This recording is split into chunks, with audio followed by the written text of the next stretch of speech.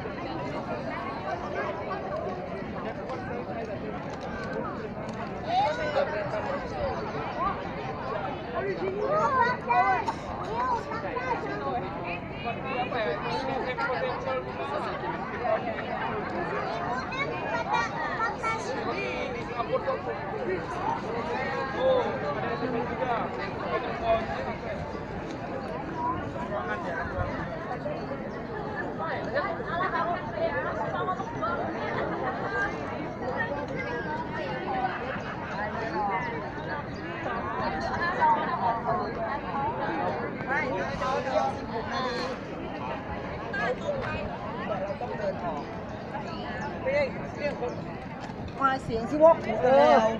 ก็อย่าบอกแต่ย่างสิวกดันเดินนะเฮ้ยใช่เราบอกเราด้วยสิวกเมนเอ็กซ์ต้าไปทางนี้เมนเอ็กซ์ต้าไปทางนี้ฟังก่อนมันเขียนอยู่นะ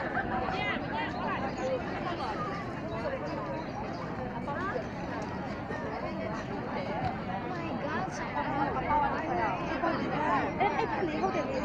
ไปมันบอกให้ไปทางนี้แต่ว่าทางนี้มันตันอ่ะ